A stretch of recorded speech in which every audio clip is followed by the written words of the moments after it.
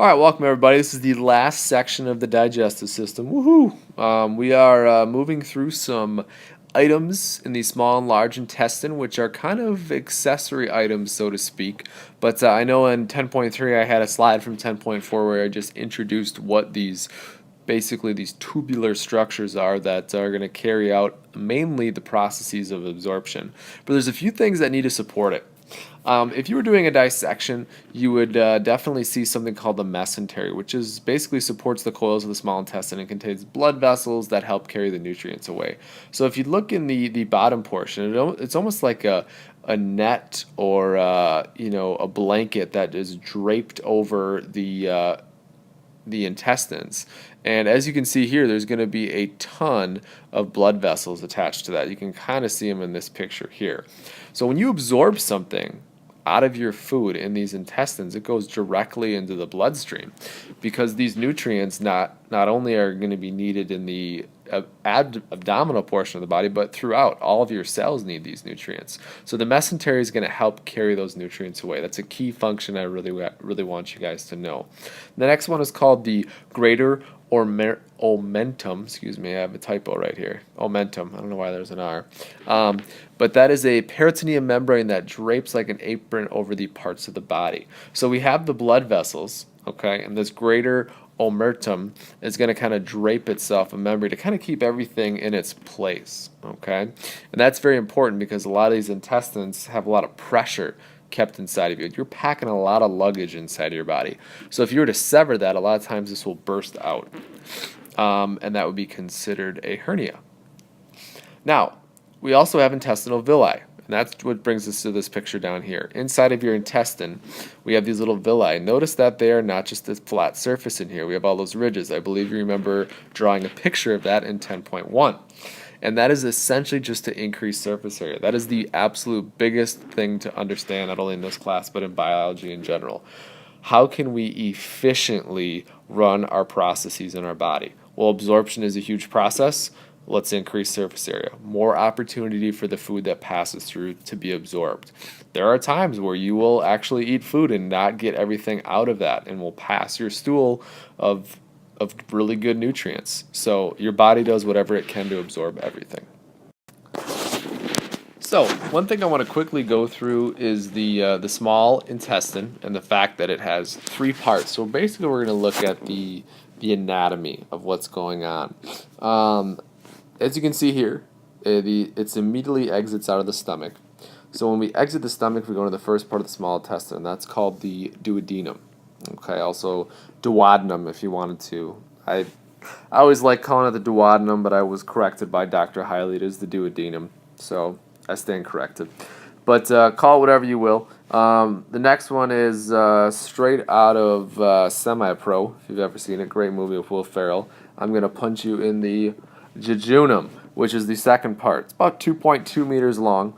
Again, same tube, but usually different functions. The duodenum, if we're speaking to its functions, are going to actually be the portion of the small intestine where the pancreas as well as the gallbladder secrete into. So if you are listening to this video and taking notes, I did not write that down, but that's probably going to be something that's on the test. So all of you people who are just screenshotting this, you're going to have a little bit of trouble through this section. So duodenum is the first part of the small intestine, and that's where the pancreas and gallbladder were secrete into. The jejunum is where absorption begins. Okay, so that's the second part. And the ileum as well is also considered an area of absorption. Okay, and I'll go into more detail on that on the next slide. The jejunum and ileum are continuous pieces. The duodenum has a little bit of a bend in it, which kind of differentiates it from the other small intestine. So the small intestine is all about absorption, absorption, absorption. So let's take a look at the large intestine.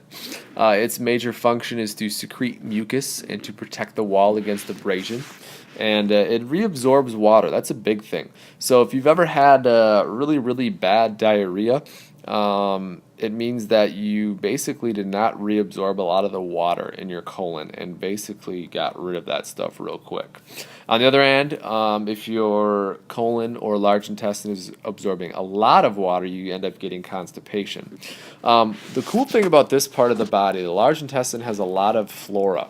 in intestinal flora, and that word flora is essentially the bacteria that break down cellulose and also produce intestinal gas.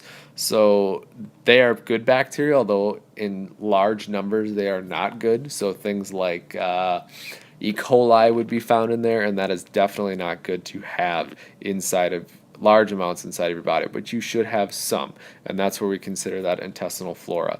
That's really going to help down with the breakdown, okay? Now, the large intestine has four major parts, and I've kind of isolated them right about in this area here. As you can see, it's a one image, but we have the cecum, which is right here. That's the beginning. Right here, this little guy dangling off is an appendix, BTW.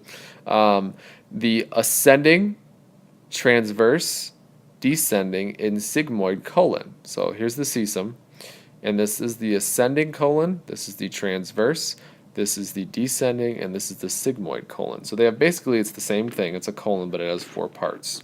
And then we have the rectum, which is going to store waste before it is expelled from the body.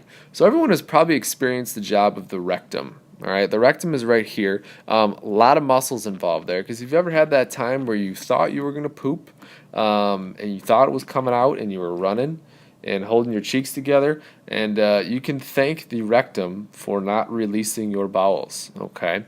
So the rectum is involved in the pushing process. If you've ever had maybe a little too much cheese and we're a little constipated, but it's also going to keep everything closed, which is nice.